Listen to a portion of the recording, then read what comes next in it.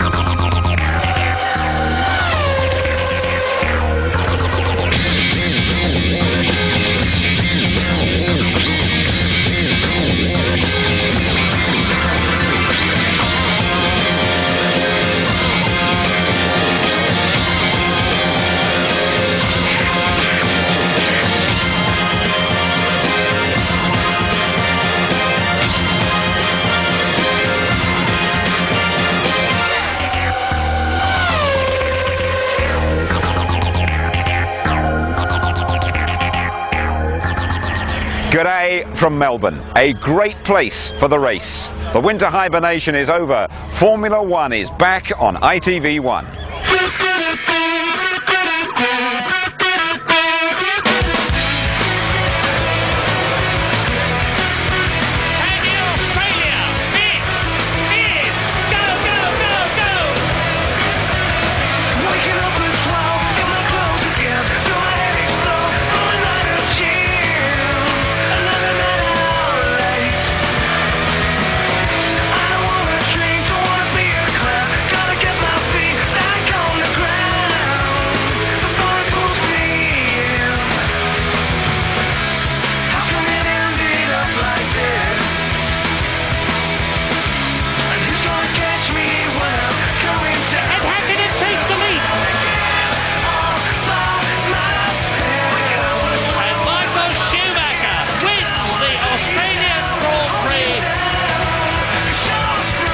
It's the street circuit round Albert Park for the first qualifying session of the season. We're into autumn here. It's overcast and changeable. Temperature, would you believe it? A damp 17 degrees. Hello there. Good morning to you. It is great to be back. First of all, very well done for getting up or staying up to join us. You are the true fans, and the action will be starting for you in just about half an hour's time. We've assembled a great team here on ITV1 to bring you the season. 5 continents we go to over the next 8 months, covering 17 races in all. Joining me in the studio, Tony Jardine and Mark Blundell. Now, Tony's expertise stretches to every corner of motorsport. Mark's 61 Grand Prix under his belt, still doing a bit as well, and tuned right into the driver's wavelength. Welcome to you both. Before we chat though, let's hear from the man who's won the last 2 Australian Grand Prix and the last 2 world titles as well. Of course, it's Michael Schumacher. What a season Michael Schumacher had, triumphing 9 times last year. He started right here in Melbourne, finished with a 10-point maximum in Suzuka, clinching the championship in Hungary with 4 races to spare. But the new Ferrari isn't ready for this first racing weekend. Schumacher and Rubens Barrichello, they're driving the 2001 car. Basically, we haven't had enough days of testing. We were pretty confident after we've been testing in Fiorano with the new car. Then we went to Mugello, we had a day of rain, we couldn't really find out what's the problem. And then we had a final day of dry, then we had a little problem, we stopped, then we lost that day again. And then at one point, before we actually had the last day of testing, when we made the announcement, we had to take the decision what we're going to concentrate on, because concentrating on the old car needed some work as well in preparation, which we did. And the reasons is not enough kilometers we have done, not enough time and experience. And how does that make you feel, having to use the old car? Not too concerned, because a lot of teams would wish to have an old car like we have, honestly, because it's still good enough to be up front, in my view. It's going to be tight. We're going to be somewhere between 1st and 6th place. How close it will be, that's going to be the excitement of Formula One, and for all of us to find out. OK then, not enough kilometres we have done, but it hasn't showed up here so far. They're flying in their old motor. They are indeed, and I think they've been forced into this situation exactly because of that. They haven't done enough miles. Everybody down the pit lane with like a 2001 Ferrari, but they've got a year of data. They know the car, they know the package, and the Schumacher's just getting in with an old glove in his hand. He knows what it's all about, so they're going to do very, very well this season. Tony, he's gone already inside last season's pole time. Michael Schumacher, the pick of the field here in Melbourne so far, quickest in every session. Yeah, but the best got better, as Mark was saying. I mean, they built new chassis, the 2001 chassis. That's a new chassis, it's lighter, it's got some of the parts from the 051 engine, the latest engine. It's got all the little tweaks on it, it's passed all the crash tests to enable it to come in, because there aren't that many changes in the regulations. And what we were saying yesterday, watching it, is such a perfect car. So well balanced, it looks glorious, and it'll be tough. They're throwing a red blanket over the rest of the field. Sure. Let's have a word about his main challenges, shall we? About David Coulthard. I watched him on our preview programme last weekend. He said he can beat Michael Schumacher. He has to say that, doesn't he, I guess? Yeah, David for me is up for it in every way. I mean, he's done a lot of hard work in the off-season, and as a driver I think he can beat Michael Schumacher, but the question will be, can McLaren beat Ferrari? And at this point in time, that looks a tough call. Juan Pablo Montoya, this time last year, made his Formula 1 debut. He had a brilliant season for Williams, but what's that you were telling me coming up? He's had a few problems with his brakes today. Yeah, this morning came into the pits and the brakes were actually on fire, and Williams were complaining yesterday. Very, very heavy braking circuit, isn't it? So the brakes under huge pressure here. Yeah, I think a little bit of inexperience maybe on the behalf of Montoya, though. If you've got a brake issue, you don't come flying into the pit lane and like smoke your brakes and set them alight. You know that you need to back out. So perhaps he wanted a Barbie, mate. No, there's something to pick him up on. Yeah, definitely not Barbie weather here today. Thanks both for the moment. Anyway, let's just give you the full lineup for the new season, shall we? Watch out for changed liveries, fresh faces, and a new team as well. And there's a change in our ITV1 pit crew too. Ted Kravitz working alongside Louise Goodman. Well, she's been here since we started in '97. That's right, Jim. As usual, we are going to be taking you right to the very heart of the action, bringing you all the news, views and opinions live from the pit lane. And as you would expect, there is going to be plenty to talk about here at the first race in Melbourne. There have been no major changes to the rules and regulations this season, but we've got new drivers, new engines and new cars, apart from a couple with a bit of history and one careful owner. You wouldn't exactly call this Ferrari second-hand, but it is last year's model. The Italians race it in Melbourne because of its bulletproof reliability and guaranteed speed. Title favourite Michael Schumacher's eyeing his 5th World Championship, and he's partnered again by Brazilian Rubens Barrichello. 2002 promises to be the best chance yet for David Coulthard to step up into the spotlight and take his place at the McLaren helm. But new teammate Kimi Raikkonen will be doing his best to ensure that David doesn't have it all his own way. Williams start year 3 of their alliance with BMW, and Ralf Schumacher will be out to build on his 3 wins of last year. In his way is the hard-as-nails Colombian Juan Pablo Montoya, looking to take on anyone by the name of Schumacher. Were the sensation of 2001, but can the Swiss outfit repeat that success? This year Nick Heidfeld is joined by babyface Brazilian newcomer 20-year-old Felipe Massa. Jordan Honda welcomed Giancarlo Fisichella back to the team after his 4 years away at Benetton, and they pair him up with Japan's most promising driver ever, British Formula 3 hotshot Takuma Sato. There have been a few changes at BAR over the winter months. Not on the driver front, Jacques Villeneuve is once again partnered by seasoned French campaigner Olivier Panis. But there's a new boss running the show this season. The man now charged with pointing the team in the right direction is ex-Benetton boss Dave Richards.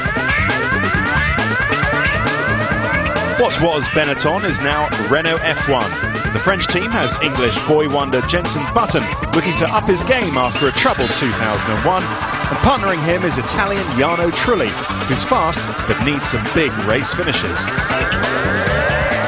Jaguar will be hoping to leap up the F1 ranks this year, but will the big cat have the claws? Eddie Irvine is now the oldest driver in Formula 1, whilst Pedro de la Rosa once again brings his calming influence to the team. Arrows are using exactly the same Cosworth engine as Jaguar this year, and Prost refugee Heinz-Harald Frentzen will hope it can power him back into the points. In the other seat is sponsors' favourite, Enrique Bonaldi.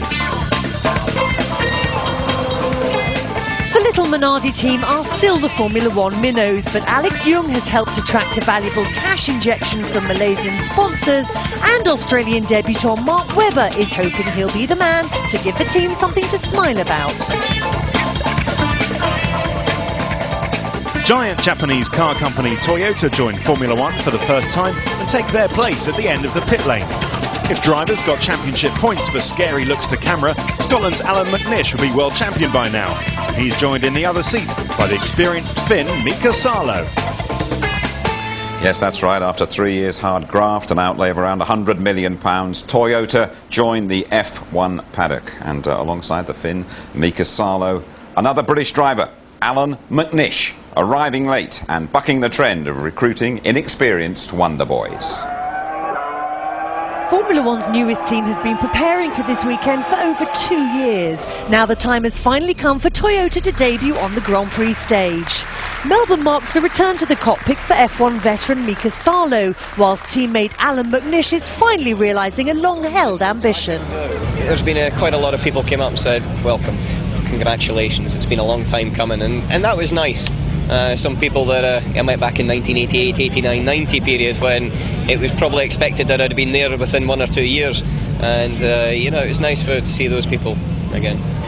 So now his big moment has finally come. Is the 32-year-old Scot feeling the pressure? I always feel a little bit nervous when I'm racing. Doesn't matter where it is, doesn't matter what it is. If it's a karting event at Lark Hall or whether it's, you know, my first Grand Prix here in Melbourne, you always have that little bit of nerves, but it's obviously a big occasion. It's a big occasion for Uwe because, you know, he's built this team from zero, from absolutely nothing, and now we're here, and it's been a case of 2.5 years of preparation for him, and also it's been, you know, nearly 2 years of preparation for myself in this current project, so, you know, that does bring its own little anticipations. And what level of performance does McNish anticipate from the new team? Obviously there's the ultimate success of World Championships, but that's, you know, a few years away. That's certainly not something that we can even consider at the moment, and I don't think it's reasonable to consider sort of points finishing, podium finishes and anything like that, because we're in a very competitive environment right now. I know it's getting tighter and tighter at the front, but also that middle section of the grid is very, very hard. As drivers, Mika and myself, and I certainly know from my point of view, we're going to go out there and give it everything we've got. And you know, if you sit on the back row of the grid, we're not going to be obviously entirely happy. We want to be up there ahead of it, because, you know, that's what we are, that's the nature of the beast. But you've got to understand as well that the car has got a certain sort of influence on that, as well as the team and experience and lots of many things. For example, it's my first time round here, but, you know, it's all got to be taken into account. I can't give you a definite, yes, I'll be happy with this, but I won't be happy with that right now. It just depends on some circumstances. Some of the most satisfying races I've ever had were not necessarily the best results, but maybe the best performance by a team. At Uwe, by the way, that Alan McNish mentioned there, Uwe Anderson, the Toyota boss. But Tony, how come it's taken Alan so long to arrive in Formula One? Well, he was saying there, he was actually a test driver for McLaren as young as 19. He was expected to make it, but he had a big crash in 1990 at Donington where sadly a spectator was killed. And although he won his next race, there were whispers around that he'd lost his nerve and so on. He went into relative obscurity. But fair play to him, he's worked really hard to get himself back in sports car racing, won Le Mans, tested lots, and he's made it back through sheer hard work and perseverance. Mark, what do you expect from Alan McNish? I expect a great deal from him. Don't underestimate Alan McNish. He has a lot of F1 miles under his belt in testing, and a lot of great race experience, a lot of sports car wins. He's going to do very well, but his main competition for this season will be Mika Salo. He has to beat that guy. What's the biggest transition from him? What's the biggest thing he's going to have to learn in Formula One? Doing things quickly, Mika Salo said, I think. Yeah, I think the pressure of F1, because it is an environment, it's like a pressure cooker environment. It winds up from Thursday all the way through to Sunday night. He's got to get used to that. He's been very laid back in his other racing. But he will do it, and I think he will impress a lot of people. Tony, as we've been saying, Michael Schumacher by far the quickest in all the practice sessions, but Sato, the highly rated Japanese driver, had a moment in the Jordan, didn't he, this morning? Yeah, I think it's a general handling problem that they've got with the Jordan, because teammate Fisichella had a big crash trying to get to grips with the car at Valencia earlier in the testing. And look at the damage there, the two right-hand corners gone. And he damaged his knees quite badly, so he couldn't drive for a couple of days. I don't know what you thought about the incident, Mark. I think for me watching that, he just picked up the inside curb, unloaded the wheels, spun him round, but definitely after that Fisichella also had a spin, so they've got a turning problem with that car. OK, we have to have a word with Eddie Jordan before the qualifying session starts about his problems with that Jordan this weekend. Well, talking about the Toyota team as we were, they should have been the 12th team on the grid here, but they're not because Prost aren't here, having been declared bankrupt at the end of January. But the corpse is twitching. There could be a Prost on the grid in Malaysia in a couple of weeks' time. It'll be a controversial comeback. The French team had been in financial trouble for most of the year, and they went into receivership in November. A buyer was sought to take on the debts and to secure the jobs of some 220 factory employees who gathered outside the courts where Prost's fate was eventually decided. I'm obviously disappointed, but you know, I fight as much as I could, and I've done everything I could, but you know, when it's coming about money problem and so much money, it's something you can't do. It was very, very sad for everybody, and even like the supporters club, people from the supporters club all rallied round outside the factory, and you know, there was tears and everything else, and it's kind of unbelievable really that it could get in that situation. Alain Prost himself could have saved the team. Offers were made by ex-F1 driver Pedro Diniz as well as other would-be team owners, but he turned them down and the costs spiralled.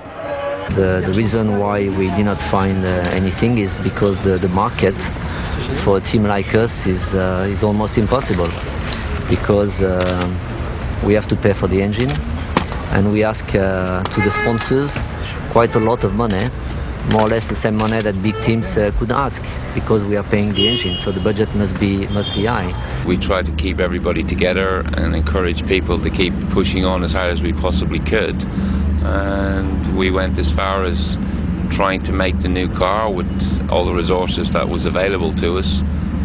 We got as far as building the chassis. It was just ready for machining, and you know, things was hopeful. We never wanted to give up hope, but like I said, we all tried to the last day. But here in Melbourne it looks like there's one more twist in the tail. Prost's assets, but not their debts, have been bought by a group of unnamed investors. They're getting help from Arrows boss Tom Walkinshaw, but the two teams must remain independent. The deal has angered Minardi, and not just because they will lose out if Prost stay in. Arrows is not involved in it in any way whatsoever, so we've got enough to do focusing on our own team and our own cars, and trying to do a good job with that. So my engineering company has been contracted by the people to go and give them engineering support for the massive task of getting the thing up and running in the shortest period of time. But whatever happens, they won't be attending the first race here in Australia. Which race would they come to? I think they're going to try for the next one in Malaysia, but for sure they'll be in Brazil. But you know, it just depends on how they get the work done. But you know, I think with someone buying the remnants of it and protecting the fact that then there's 12 teams, you know, it does underpin the value of all the rest of our teams in here. So you know, I think it's a good thing. I would go to the nth degree to make sure it didn't happen. I don't believe in law that it can happen. I don't believe in morality that it should happen, and I don't believe, as a staunch supporter of Formula One and everything it stands for, that it would be good for the sport for it to happen. So absolutely not. People playing games like this ought to just go away, because you know, it's sad enough that Prost have died. You don't need anybody trying to revive it, not in a way like this. There are a couple of team owners in this pit lane who aren't particularly happy about this development. Well, the one next door who bid for it as well and didn't get it probably isn't very happy. Yeah, I can understand that. One next door, Paul Stoddart, very angry and upset about it, saying, by the way, it's going to all end up in the courts. But Tony, just give us, if you could, an overview of the situation as you see it. Well, what Paul Stoddart is saying effectively, that he believes a valuation has been given away on a team for relatively nothing. Bids went in for between 30 and 60 million, Paul Stoddart said, and he believes it went for something like about 3 million. So he said that devalues the pit lane by about 300 million, he says, and it shouldn't happen in Formula One. And as you said, he's going to go to court, but what do you say? Good. Okay, we'll wait and see. We've got another view on it now, actually, from David Richards, the team principal at British American Racing, who's welcome back to F1. Dave, first of all, nice to see you here. Hello, Jim. Yeah, what's your view of this little scrap going on with one or two of your rivals down the pit lane there? It's a bit of a subplot in the main game out here. I think the real activity's on the track, and we'll let them fight away and behind the scenes and let them get on with it. Okay, you talk about the activity on the track. I'm interested in your main driver, Jacques Villeneuve, who was upset when his buddy and the fellow who was in charge of the team before you, Craig Pollock, left. What's your relationship like with Jack?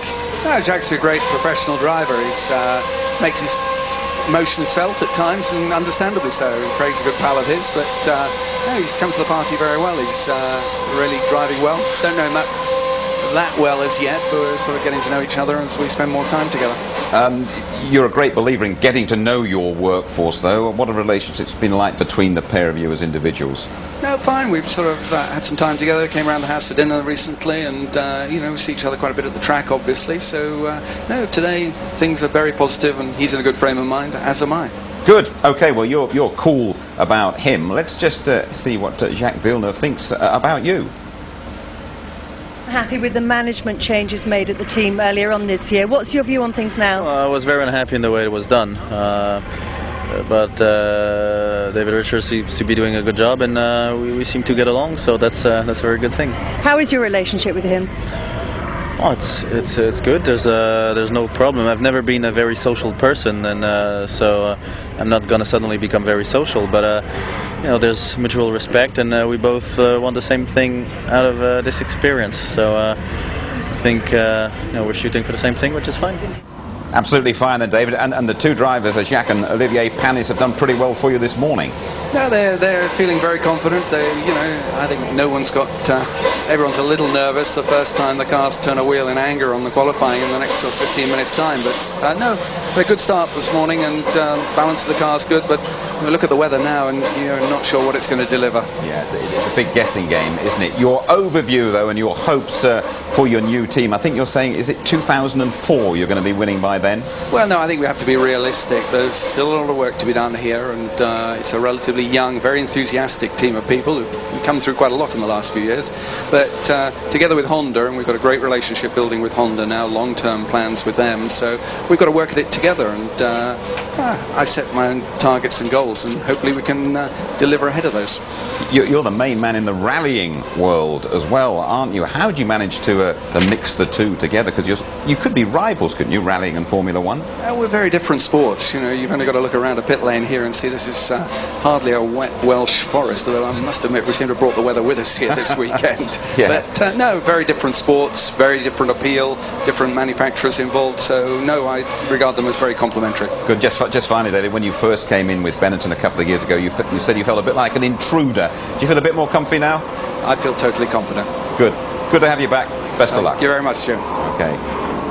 The sound of the Australian Air Force going above us. Albert Park still cloudy, as you can hear there from Dave Richards. A lot of guessing going on by the teams about what to do in the qualifying session. And when you rejoin us, though, we're going to be looking at the improved safety measures here after the death of a marshal at last year's race. And Mark and Martin Brundle, well, they're going to be checking out the circuit itself.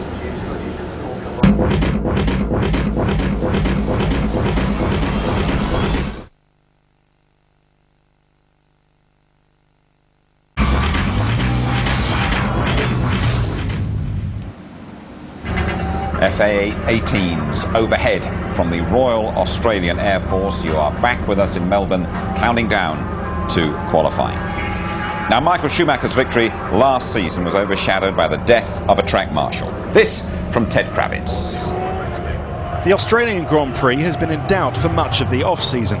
The sports governing body, the FIA, were waiting on the result of the local coroner's investigation into the death of spectator Marshal Graham Beveridge, who died after being hit by debris from a crash between Jacques Villeneuve and Ralf Schumacher during the race last year.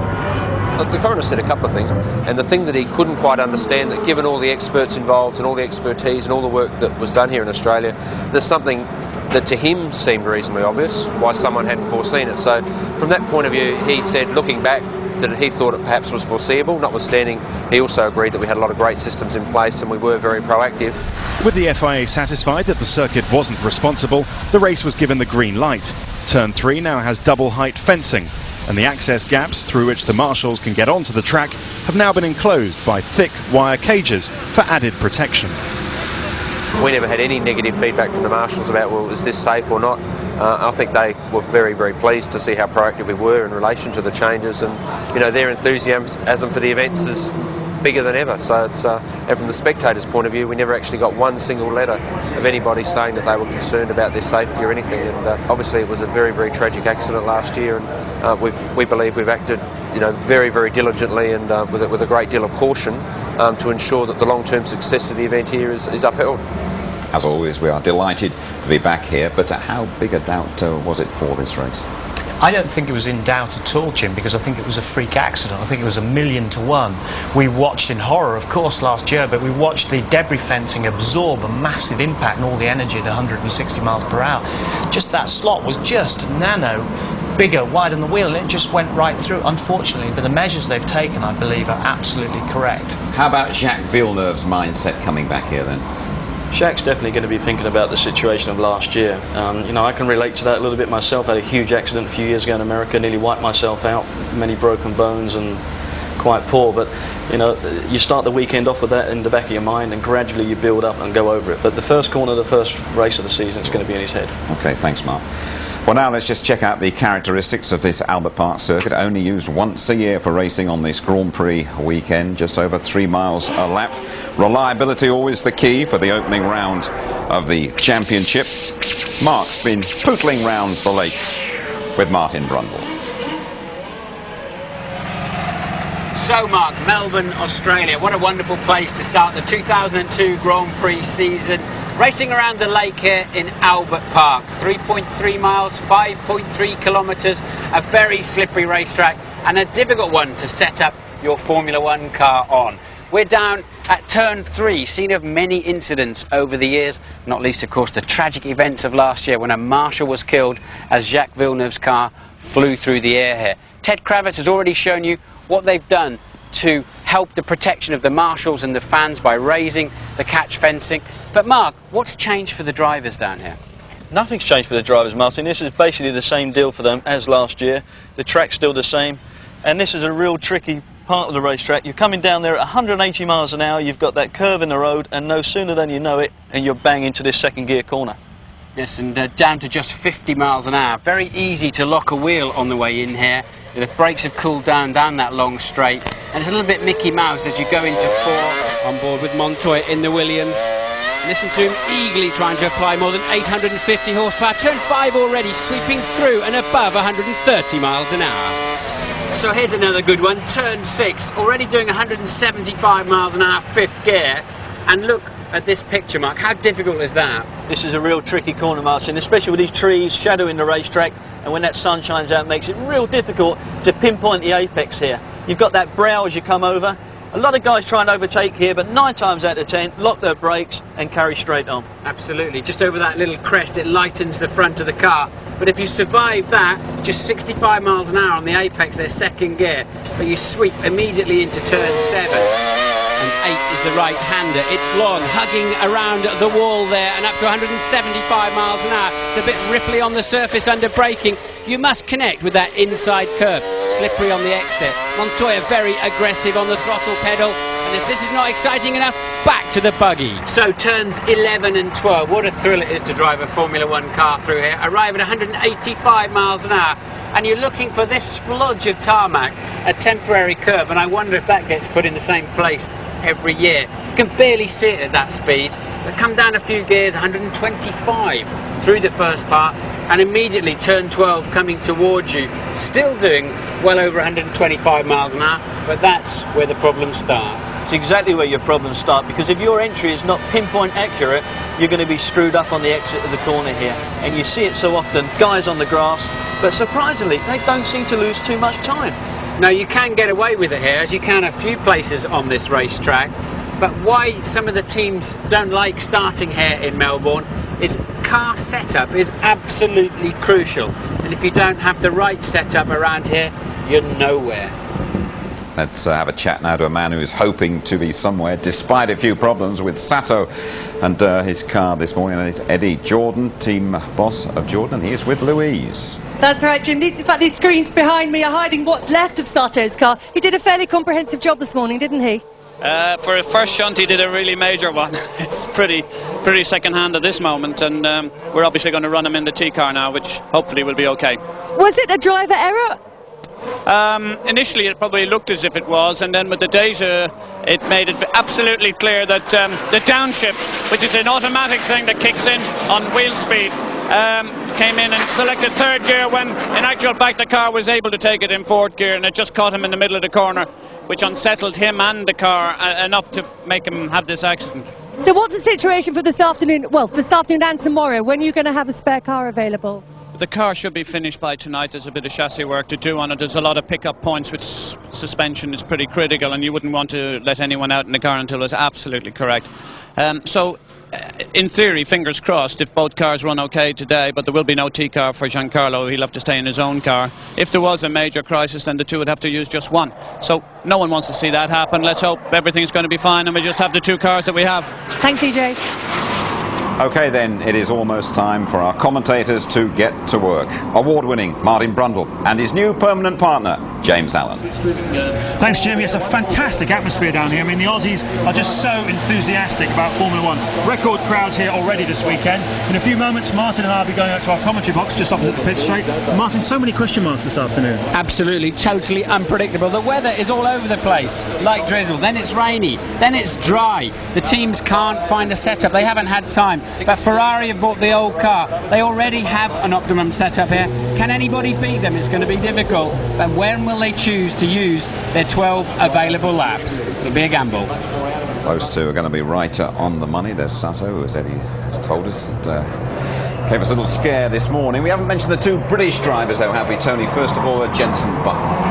Jenson has had a very good winter testing season with Renault. He's worked very, very hard. He's excluded a lot of things from his life, he says, and he's made up with Flavio Briatore, which is very important. He's focused. And he needs a good season. It was really, really disappointing last year for him. Yeah, he does. It was a very, very difficult car and for him, but he's got the continuity of going into a second year with Renault. Eddie Irvine, Mark Rundle. Eddie Irvine. Pretty deeply. Already he's talking about he's unhappy with the situation. If the car doesn't progress and get better, then he thinks he's going to leave the team because of it. So, you know, that's the underlining factor. We haven't even gone into the first race yet. That's Eddie. Yeah, I remember coming here a couple of years ago and Jaguar in that blaze of publicity, and crikey, they do need to do well. But as you can see, the session is just about ready to go. This is where our talking stops. The action starts, not for the commentators though. It is Martin and James. And straight away in the 2002 Formula One season we've got track action. That's great news. Plenty to talk about anyway this season. You're looking at the Jordan, now you're looking at Mark Webber, the local hero in the Minardi Asia Tech. A lot of work gone on to get him into Formula One. The Aussies have gone bananas for him so far this weekend. I've never seen a driver do so much promotional activity before a race weekend. And quite a promising looking driver, I'd say, Martin. Yeah, he's a nice guy, Mark Webber, and he fully deserves his place in Formula One. Pleased to see him here. Finished second in the Formula 3000 Championship last year, beaten by our own Justin Wilson, of course, who sadly doesn't appear to have a driver this time, but nonetheless pleased to see Mark with an opportunity. So 12 flying laps, 12 laps I should say, in qualifying. Expecting to see the drivers using all of those today, because conditions extremely unpredictable. Martin, this is a very awkward track at the best of times. It's not used much, is it? And yet with this drizzle hanging in the air, it must be very greasy out there. Well, of course, it's just a parkland perimeter road the rest of the year round, and you see so many white lines. They become slippery with just a little bit of drizzle. And because we've had such changeable weather conditions, we haven't had the normal amount of rubber put down on the racetrack. And there's a lot of activity here. There are V8 saloons, all sorts of race cars on the track. So this track does rubber in quite quickly, but not this weekend. And I think there's a lot of teams out there who do not have the setup that they need, they would normally have by this stage of the weekend. But as you said, a total of 12 laps, including the ins and outs, and they can use, therefore, a total of 12 tyres also, 3 sets. And already that's exactly what Eddie Jordan said he didn't want to happen. Sato has a problem with the spare car, with the T car of Jordan. And remember, he smashed up his race car this morning. Disaster for Jordan early on. Terrible, terrible luck for Takuma Sato, who dominated British Formula 3 last year, won the Macau Grand Prix. Rarely has a young driver come into Formula 1 with such a fantastic career record in the junior formula. There's his teammate Giancarlo Fisichella. That's the only Jordan left. And that's the car Fisichella is going to have to qualify, but so is Sato as well. So as soon as Fisichella's done the best he can do with that car, he'll be coming back into the garage and they'll be switching it over to the settings of Takuma Sato. He's a few inches shorter than Fisichella, so there will be some work to do to fit it into Sato's liking, but this is exactly what Jordan didn't want. They're right on the back foot from the word go. So now they're going to have to hurry Fisichella's program along, get his 12 laps out of the way immediately. May play into Fisichella's hands if it starts raining, and this is why we have so much action so early on. They're all going to get a banker on the board and try to get a lap time in there that guarantees them some kind of grid position. But now Fisichella's going to have to expedite that whole process so that Sato can, when he's recovered to the pits, have a crack. Well, he had a poor first sector, Giancarlo Fisichella, to this lap. He's in the final sector now, just coming through the final few corners. Good lap time round here, a pole position lap time, likely to be in the high 1 minute 25s, possibly low 26s, but the track is much more greasy than it was this morning when we saw those kind of times. Fisichella crosses the line. The opening gambit of the afternoon is a 1 minute 32.283. And that is very, very slow. And I saw some spits of rain on one of the camera lenses as we were watching Fisichella complete the lap. So not an auspicious start this afternoon for the Jordan team. This morning, as I said, Michael Schumacher did a 1 minute 26.177. His teammate you're looking at now, Rubens Barrichello, second fastest. Both the Ferraris have been out front really all weekend. It appears they have more speed than everybody else, even though they're using the 2001 car. This is the car that finished last season in Suzuka. Michael Schumacher winning that race, and it's really remarkable, Martin, that they've come out with such speed in this old car. Michael Schumacher on with a chance of a hat-trick of wins here this weekend, and certainly he was on pole position, of course, last year. Barrichello's been just a nip and a tuck behind him through free practice, and of course this inclement weather has totally played into the hands of Ferrari. They have a car they know so well. They did not need the track time, and also I think the cold conditions are holding back the Michelin runners, so it's looking a bit of a shoe-in for Ferrari. And Barrichello then straight down to a 1:27.0 despite a slight amount of rain on the track. Michael Schumacher running wide there as he builds up speed. Red flag is out. Somebody is off. Yeah, we've got someone crashed outside on the circuit. We'll find out who it is in a moment, but first of all, Ted Kravitz has news for us. Oh, I can tell you, down at Jordan, they really wanted a bit of Irish luck at this session, but instead they just got Murphy's Law. Eddie Jordan won't come off the pit wall rather. He's just sitting there with his hands crossed and shaking his head. But just a thought, James and Martin, if Fisichella goes off in these greasy, slightly rainy conditions, does his 12 laps, it might dry out later, and then Sato will get a dry track and might even out-qualify his older and more experienced teammate. Well, we've got the answer of why we've got a red flag, an incident between one of the two BAR cars and David Coulthard, which appears to have left Coulthard's car stranded out on the circuit. We've already got the car of Takuma Sato, which he left out on the track as well, and the race organised quite sensibly deciding to just get those cars out of the way.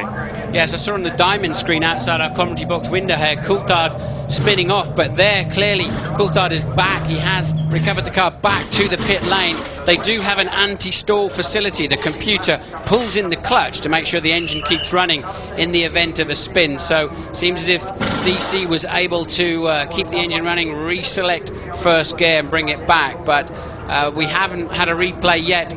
But we think he basically was on a hot lap and came across a slower car.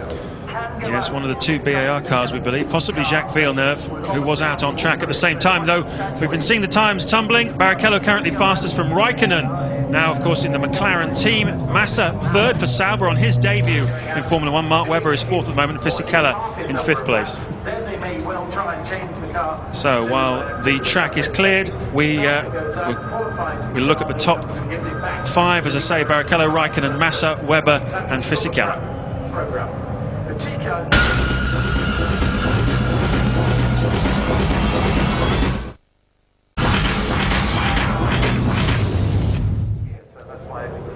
First qualifying session of the 2002 Formula 1 season, and the busiest place in Melbourne is right there in the Jordan garage. There's only one car left. Giancarlo Fisichella is sitting in at the moment, but Takuma Sato's car is being brought back to the pits as we speak. There it is, being hoisted onto the back of the truck.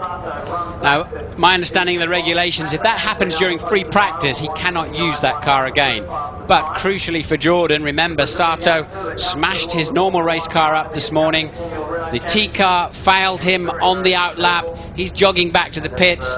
No rush, my friend. There's nothing there for you except your teammate well and truly padlocked into the other car. He's not going to get out for you. But I believe, providing they bring the Jordan back to the garage and they're using this opportunity to clear the track, it was in quite a dangerous position where he stopped the car.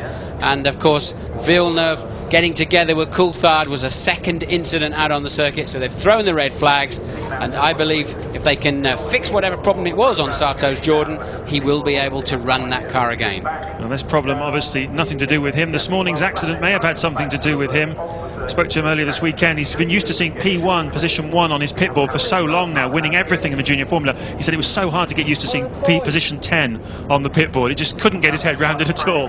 It's not too shabby though, is it? P10 in Formula 1. He's just been reminded, and remember, he's a rookie, his first ever Grand Prix, that when you're brought back to the pits like that, you have to go and be weighed, and they'll also maybe want to weigh the car.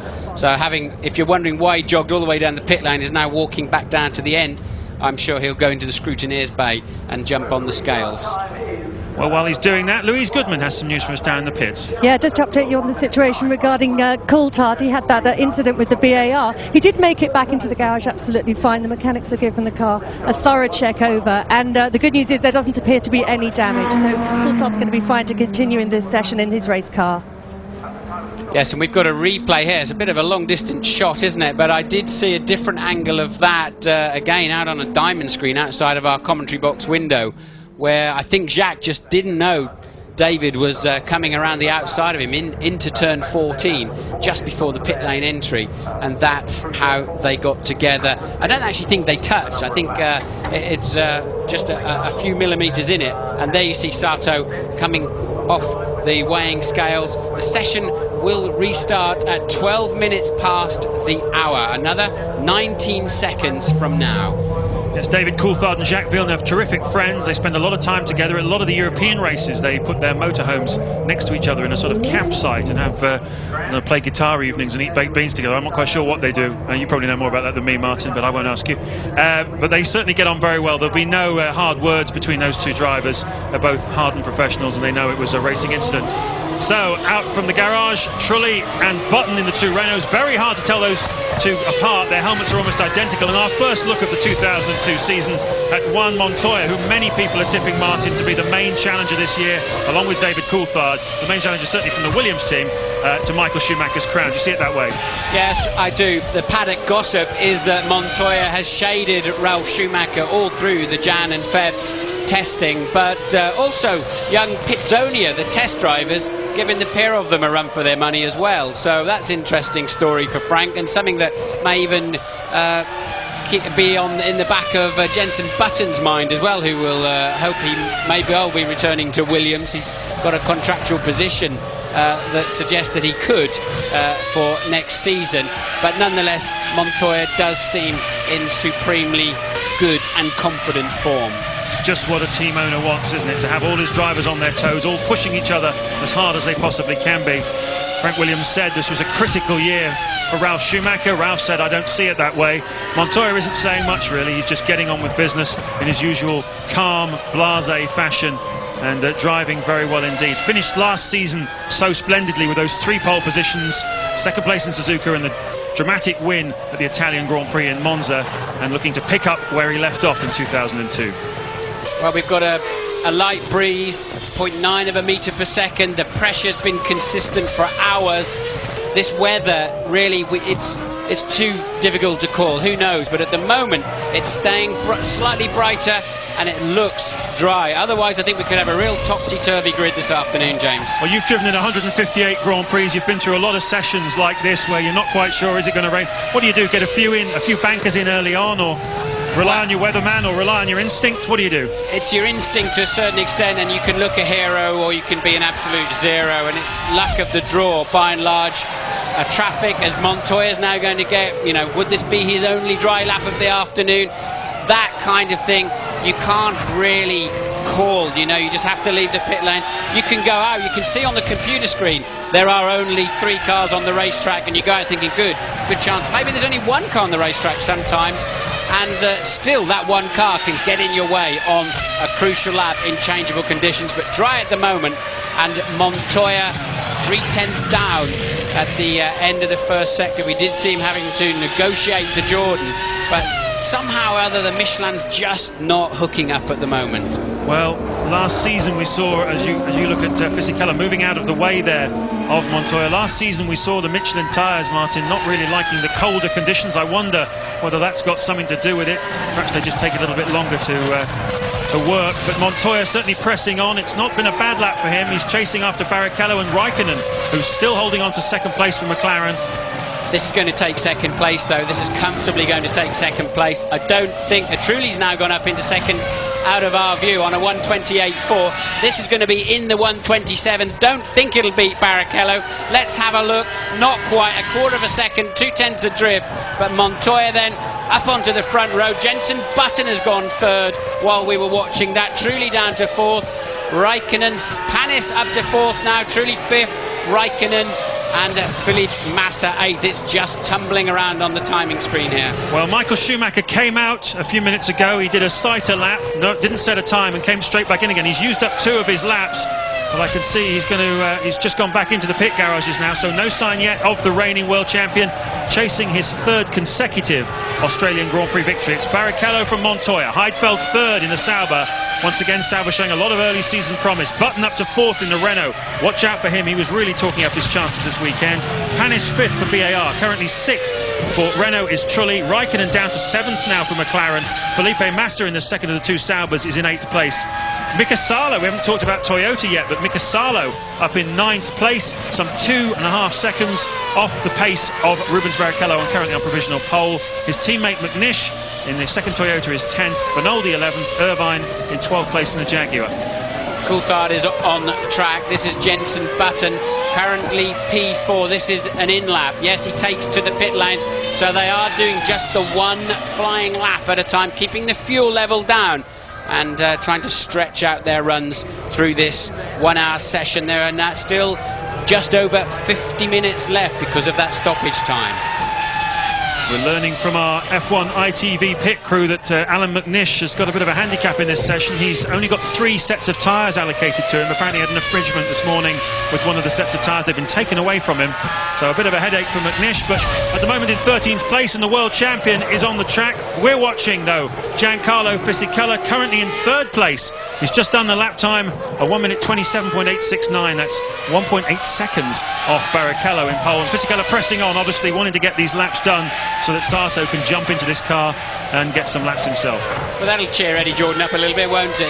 3 cars in the 1:27s now. 1:26.8 is the all-time fastest lap around here for Michael Schumacher's comfortable pole in last year's Grand Prix. But we're expecting times well into the low 1:26s, depending on weather, of course, and probably even a 25. 1:25 for a new and what would be a sensational lap time. Coulthard, fastest man in Sector 1. We're not watching him.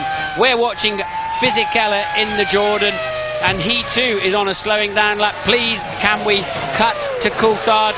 He is absolutely on it, and Ralf Schumacher has now gone even faster in Sector 1. We're looking at the wrong car, gentlemen. We need to see Coulthard and Schumacher. Yeah, it's not just gone fast, he's gone faster than anybody went this morning, so the track is obviously coming in nicely now. Coulthard and Ralf Schumacher trading faster sector times. Here is David Coulthard, certainly very confident going into this Grand Prix. A fantastic winter, lots of testing. I've never seen him looking so fit. He's unbelievably fit. And he certainly fancies his chances here. He's attacking throughout the weekend. A few problems yesterday for the Scotsman. What's he done on this first lap? Well, this could be very, very close for pole position with Barrichello. He might just steal it. Indeed he does, with a great final sector, a 1:26.446, but Ralf is coming up close behind, and he is going to take it straight away. Well, we've seen some speed from Williams so far this weekend, but we haven't seen that kind of speed. 1 minute 26.279, that's right in pole position territory. Michael Schumacher is out on circuit as well at the moment, but he's not doing any kind of lap times. He's currently down in 21st place with a 1 minute 39.5 as his best, so quite what he's doing out there, I don't know, but he's used up a third of his laps. Here he is, though, and this is not a particularly exciting first sector by Michael. He's 0.4 of a second down on his brother as he goes through the second sector, that long left-hander, turn 11 into turn 12. Michael will get a lap back, though, along with about 12 other drivers who were out at the time when the red flag was shown, get an extra lap allocated to them. So he's now got 13 available this afternoon. But as you said, he's already used 4 of those. This is his 5th, and he had an appalling first sector. Not an appalling, but 4/10 off the pace, which for him is appalling, isn't it? I wish my first sectors were that appalling.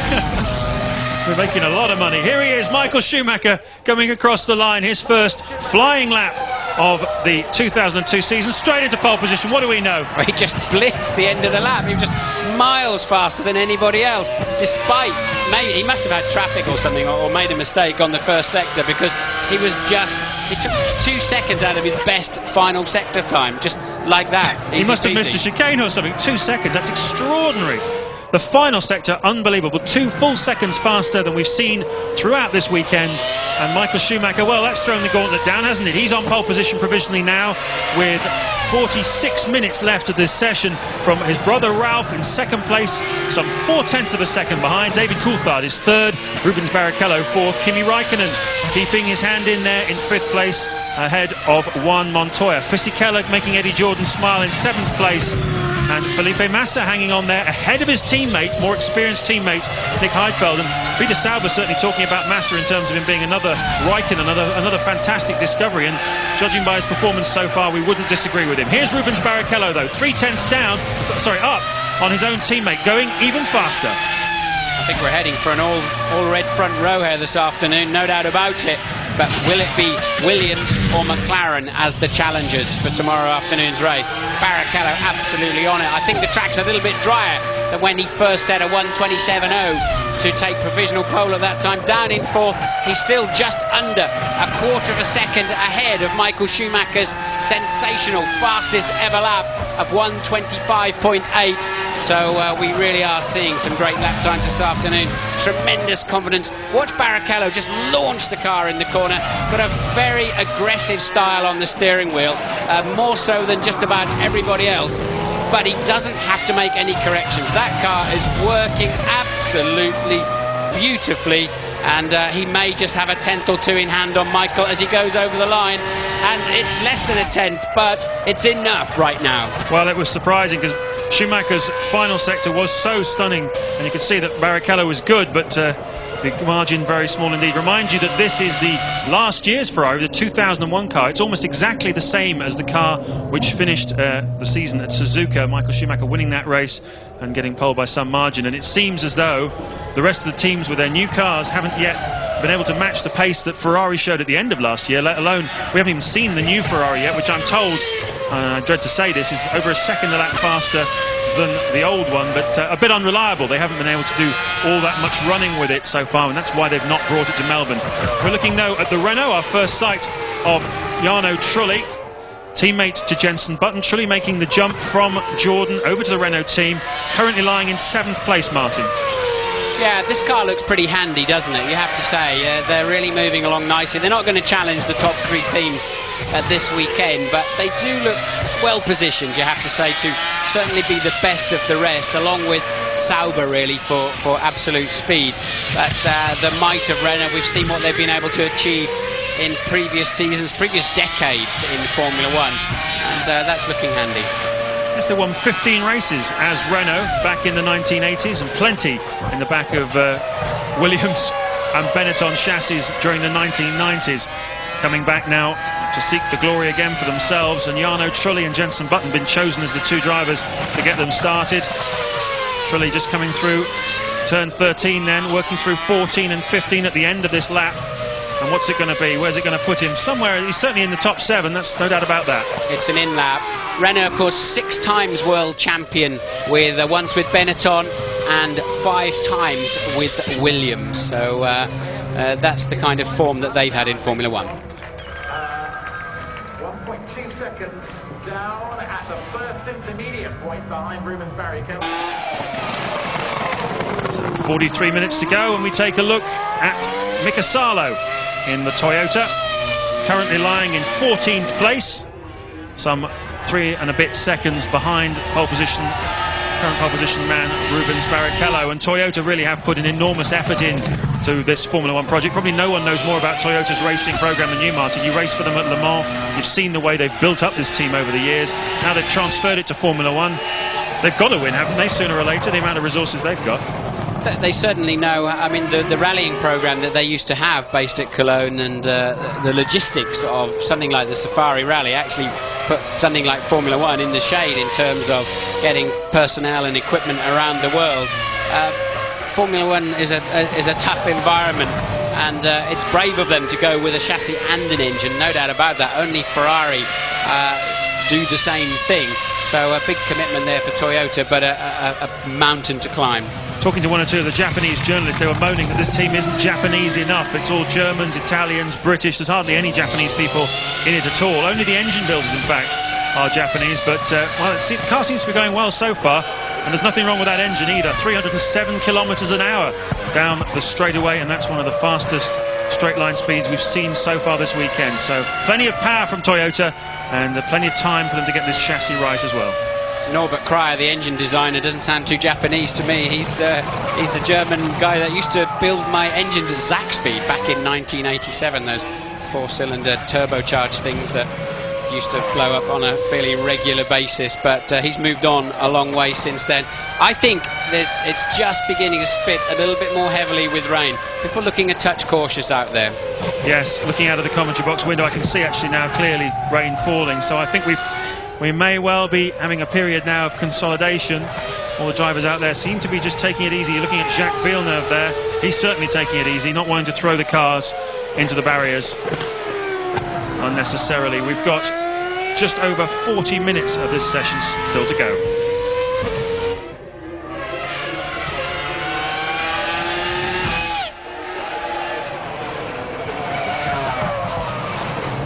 The man most disappointed to see this rain, I think, will be Montoya, down there in 6th place. He missed really the sweetest action on the track, and this is Alan McNish braking too late for turn 3, out braking himself in that instance, and I think that's really just a sign of how damp the track is becoming. McNish down there in 16th place. 21 Sato is not in the race at the moment. Alex Young has just qualified in 21st place by 3/10 in the 107% rule, but Sato, they have not got him out again. Can't find a car that will run, so Sato is not in this race for Jordan at this moment. But down in the pit lane is Ted Kravitz. I don't know how they do it, James, but we've seen it time after time. Ferrari have picked exactly the right window in this changeable weather to go out and do their laps. It was raining, then it stopped, it warmed up a bit, you could feel it on your skin, and now it started again, and right in the middle of it, what do you know, Schumacher and Barrichello go 1-2. Just while we've got this slight lull, it is worth remembering exactly how different this car that they brought to the race is from the one that won the race in Suzuka. On the outside you won't see much because aerodynamically it is very similar, but underneath they've got very different engine management systems, engine mapping systems, and anything that they can get from the new engine, the 2002 engine, they bunged on this engine that they're racing here. Yeah, I suspect it's slightly more than bunged on. It looks like it's very well bolted on, because we've seen no mechanical problems from them at all. And as they were developing the new car, actually, surprisingly, they've done very little running with this 2001 car. And traditionally here in Melbourne, it's a tough race for reliability. Often there's been 11, 9, 8 finishes here. Actually, last year was an exception with 14 finishes, but nonetheless, a tough race to come to with even with a 2001 car, if you've made a lot of changes. But we have seen very little reliability problems. Actually, Jordan had an engine let go on Friday and a car in the wall, but very few other problems. Yes, it is starting to look like quite a smart decision of Ferrari's, isn't it, to bring the 2001 car. There's not a lot wrong with it. They proved that. As Ted was saying, quite a few components in the engine are different from last year. They're the 2002 model, but chassis-wise, it's almost exactly the same. Although I'm told that they did run some the front wing from the new car yesterday, and it didn't work, didn't give them anything more. So they've gone back to the 2001 front wing. But most of the drivers now, in fact all the drivers, back in the garages. A little pause, and we just reflect that the fact that Rubens Barrichello has got himself ahead in that little window of good weather of his teammate Michael Schumacher, and if it continues to rain, that's great news for Rubens Barrichello, who, Martin, let's remind ourselves, has been saying throughout the winter, everybody else has been telling him to forget trying to beat Michael Schumacher because you're never going to do it, but Rubens is sticking to his guns, isn't he? Yeah, you've got to admire Rubens. He says, I'm not going to give in and say I'm number two. I'm not going to do an Eddie Irvine, to use his words, and accept that position.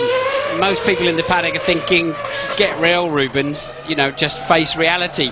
But actually, you've got to admire him. He will not give up, and he's driving beautifully, no doubt about it. But will he ever really match Michael lap for lap, corner for corner, in a full Grand Prix distance? Because that's where Michael is so special. Well, the Australians have certainly had some fun and games at the Winter Olympics, certainly skating around on the ice, and Mark Webber here in Melbourne trying to emulate them with a few spins and turns. But at the moment, with 36 minutes of this session still to go, we have Rubens Barrichello on provisional pole ahead of Michael Schumacher, Ralf Schumacher third, Coulthard is fourth, Kimi Räikkönen still in fifth place, and Juan Montoya is sixth.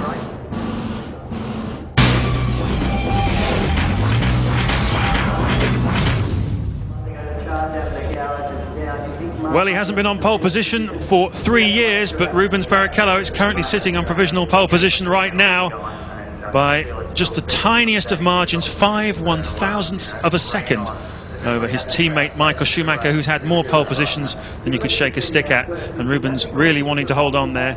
You can see the top 8, Fisichella keeping Jordan smiling after that disastrous start to the session with Takuma Sato breaking down, and one wonders, Martin, whether at this time they're switching the car over. Keep saying Fisichella's done as much as he's going to. Well, Sato's not in the race. They have to do something. We have 21 cars in the race at the moment. Alex Young, the last of those, just scraping in the 107% rule. Sato has not put a time on the board, and there you can see Young 5.66 seconds behind 21st place, but that's still enough to qualify. But that's a lifetime in a Formula 1 car. But it has stopped raining, and Montoya is taking to the racetrack. Fisichella then still very much seated in a Jordan. Are they fixing the other Jordan for Sato? And Montoya then, he'll have to tiptoe a little bit around this first lap. It has stopped raining. The grip will come back quite quickly. It's 17 or 18 degrees centigrade, so I think it's worth a look. And 33 minutes to go.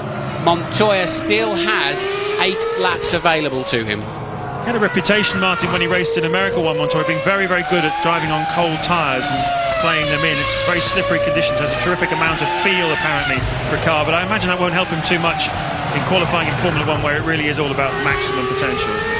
Yes, I think you can't. You can be pretty acrobatic behind the wheel, but you can't make up for a fundamental lack of grip, especially where you see painted white lines and normal sort of debris on a road circuit as such.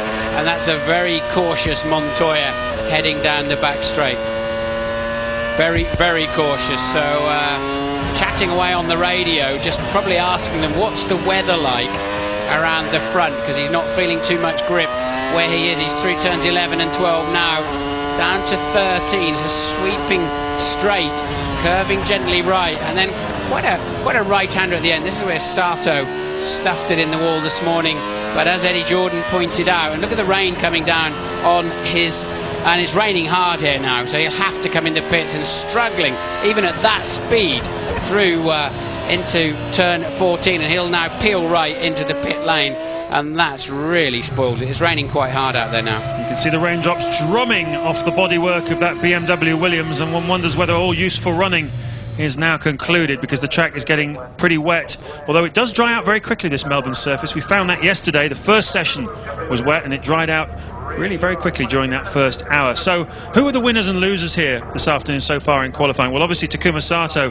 the big loser at the moment, because he hasn't even set a competitive lap, but the stewards, if it stays like this, the stewards will no doubt look at his times throughout the weekend, decide that he would have made the race if he had had a chance to get the car, and they have a special dispensation to put him at the back of the grid, don't they, Martin? Yes, they do, but the other teams have to agree, is my understanding. But yes, they can say, okay, he is clearly up to speed. This is a force majeure situation because we know he's done a 1 minute 29, whatever it is, in one of the previous sessions. So he may still be in this motor race, but the losers, really, if you look through, Heidfeld down there in 10th place, he will be disappointed. He's got Massa, his teammate, young teammate, in front of him, and the Saubers look stronger than that, but clearly really didn't quite find the right moment to do the lap time. Montoya 6th, he's well behind, second behind Ralf Schumacher. He missed the opportunity, and that's why I think he was out there trying hard just now to find a window that absolutely disappeared. Louise is in the pit lane with some news. Yeah, you're talking about the losers in this situation. I think actually one of them could possibly be Michael Schumacher, because the time that he, the tyres that he used to set his time, the time that's put him just behind his teammate, were in fact used tyres. He kept the same set that he used for his aborted first run on the car for the second run. So we would have been expecting, when he put new tyres on the car, for him to go quicker and probably to beat his teammate. So this could be where this weather could be playing against him.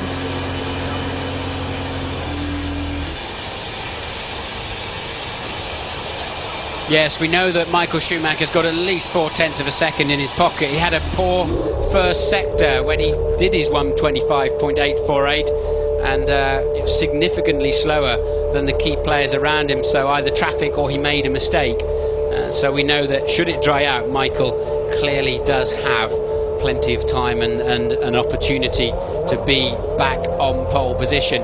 But it's misting quite hard. You can't really say it's raining, James, can you? It's just like a drizzle or whatever, but clearly making the track pretty. Do you want to go out there? I'll stay here in a nice and dry. But it's sort of floating. It looks like sort of junior snow, doesn't it? Junior snow. It's a bit like being with the sea, actually. It's that sort of that very light stuff that comes off the top of waves. We are very close to the sea here in Melbourne. The beautiful beach down at Geelong, and well, people not too worried, obviously, by the rain that they see. A few umbrellas up. These Aussies really are sensationally enthusiastic about Formula One.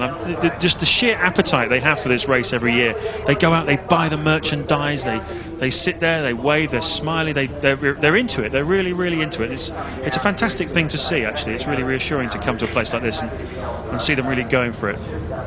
No doubt about it. It's an exciting place to start the World Championship, and it's 4 days of full on-track action here, isn't it? They really do max out. The Aussies know how to put on a good show, and it's a pleasure to be here.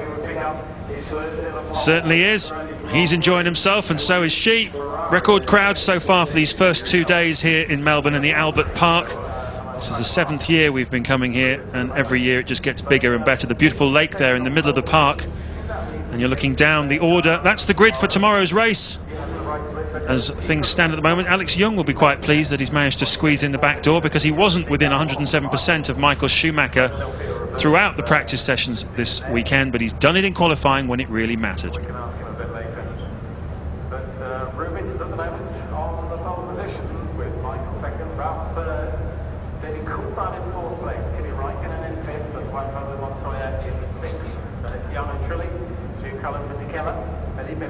Doing a grand job ahead of his teammate Nick Heidfeld. 27 minutes of this qualifying session left then, and well, I wonder whether we shouldn't have a display of Aussie lifeguards going out there or something. There's so much water coming down there. All the cars safely away in the garage. Let's have a quick look then, Martin, through the grid. Barrichello ahead of Michael Schumacher. That's tremendous news for Rubens, and also for all of us as well. It'll be a real spectacle to see those two going off at it as we look at Mika Salo in the Toyota pits, talking to Humphrey Corbett there, race engineer who used to engineer Eddie Irvine last year at Jaguar and has moved on. Ovi Anderson, the team principal, over on the right-hand side there.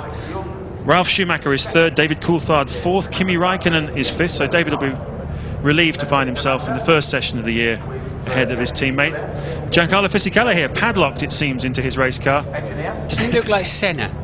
He It does really it. struck me. Look at that. He looks so much like Senna sitting there.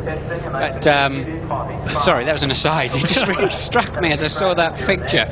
But, yeah, Raikkonen, he's done a sensible job this weekend. Nothing too lightning, but I think he's been sensible. He's been off the road a couple of times, bouncing across the grass, but so have most people, no doubt about it. But he's ahead of Montoya, which will please him. Well, I bet he hopes he could drive like Senna as well. He's certainly one of the quicker drivers in Formula One. Never seems to find himself in the right place at the right time, team-wise. Moving to Jordan from Renault just as they're hitting the front again. Not a great move for Fisichella, but Jordan are a strong team. I'm sure they'll be able to give him a decent car. And he seems happy enough. This is another look at the Sato accident there, Martin. This is this morning, of course. This is not during qualifying. And Eddie Jordan told us that with the automatic box, just plucked another gear down into third and caught both Sato and the Jordan out, and it's raining more heavily outside. I've got a sneaky feeling we've seen most of the action this afternoon. It needs to rain more now, so we actually see some wet running. Indeed, absolutely. But Ted is down there with Takuma Sato's manager, Andrew Gilbert-Scott. James, just to tie it up at the moment, I can tell you now that Takuma Sato is not going to get a run. He is not going to qualify automatically by rights for this race. The reason behind that is that now it would take far too long to convert Giancarlo Fisichella's car not only to Taku's settings but also to wet settings as well. So he's not going to get out of this garage and into this session. Now with me, of course, as you said, is Andrew Gilbert-Scott, Takuma Sato's manager. Andrew, how's he going to take this? Well, fine. I mean, it's all part of the learning curve, really. I mean, obviously, he's had similar situations in Formula 3, but without nearly so much pressure and excitement and following from the Japanese audience as well as everybody else. But he's fine, he just wants to get on and do the job. But unfortunately, the car seating position is actually very different.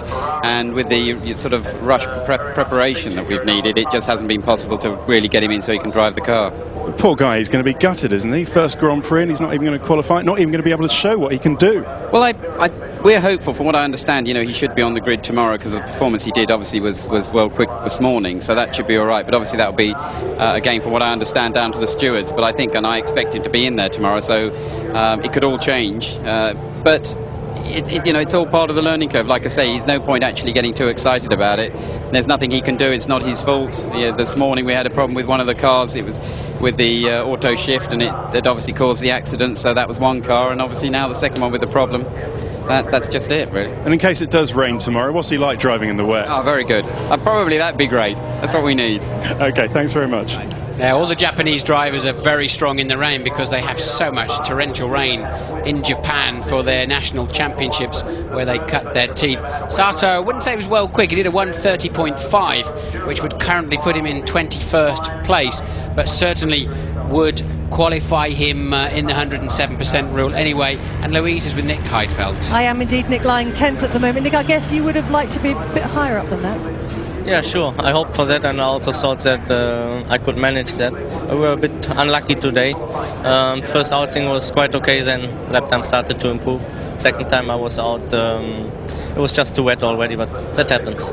How tricky is it to catch the right weather window here? I mean, as you saw, it was very difficult. Nearly nobody managed to do so. Our weather forecast was for some light showers, but that the circuit would dry out again, but obviously that doesn't look like it for the moment. Thanks, Nick. Yes, I think we are now going to see them changing to wet setting and just doing a few more laps. Fisichella's done 10 laps, so no point in him going out again. Frentzen looks like he's not at all interested in going out in the rain. They have done quite a lot of work on the wet tyres this week, or the intermediates. It's all about intermediate tyres now, isn't it? They very rarely use full wet tyres these days. There's such a small window that they're useful in. They'd rather tippy-toe around on the inters, sort of halfway between the slicks and the wets. But I'll be surprised if some of the teams don't choose to use the time available for some wet running. Well, one man I do expect to see coming out for some wet running is Mark Webber. Two reasons for that. The first is he's only actually done 3 laps so far in this qualifying session, and the second is that he's telling us yesterday he hasn't driven a car in the rain since August of last year, a Formula 1 car in the rain since August of last year. Yesterday morning he got a few laps in the Minardi, that's it, and wouldn't be very reassuring going into your first Grand Prix, particularly if the conditions are like this again tomorrow, to not have had any practice at all, would it? Baptism of fire, but it's tough at the top, isn't it? And Sato's finding that out as well, and that's always the case. It's a snowball effect. Make a mistake earlier on in the weekend or have a problem, and it just compromises your weekend. You don't get the setup work done. You don't try the car on full tanks. You're unsure of how your car feels. Does it get put back together exactly the same way that it was before, especially if the chassis had some damage done to it? And look at the rain coming down now, and I'll be very surprised if Michael doesn't go and have a little splash round and enjoy himself this afternoon in these conditions. Hopefully they're putting on some wet tyres there. We want to see some action, please, gentlemen. Yes, 5 laps is all he's done, Michael Schumacher, because he's been credited back the lap he was on when the session was red flagged earlier on. There's Olivier Panis talking to his manager, Didier Cotton, who works with Keke Rosberg on the management of Panis and also of Mika Hakkinen, and everybody wondering whether Mika's going to make a comeback. I spoke with Didier yesterday and he has absolutely no idea. Mika just enjoying being a dad, changing a few nappies, doing a bit of sailing and having a nice time and not really thinking about whether he wants to come back. I didn't enjoy changing any nappies. I don't know whether you are now with your new baby Enzo, but it's yeah, I don't think he'll be coming back. I just can't imagine Mika Hakkinen's coming back to Formula One. And I think the motivation to leave it would be very difficult to find a new motivation to come back again, but we'll have to wait and see. Maybe we'll be wrong on that one, but right now Kimi Räikkönen is the new heir apparent for Finland.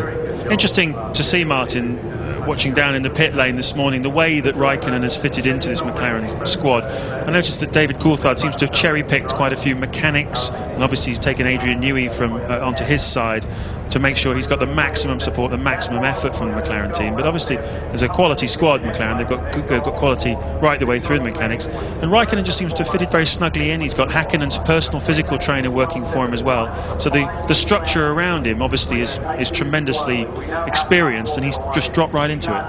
Yes, that's the McLaren is easily the best organised team in Formula One in terms of the depth of management and the structure that they have. Doesn't mean that obviously Ferrari do it slightly differently and have been more successful with it, but you do very much plug in as a cassette into becoming a McLaren driver. Ron Dennis rules it with an iron fist with some key people around him, so it's not surprising Räikkönen can just get in there and get the job done.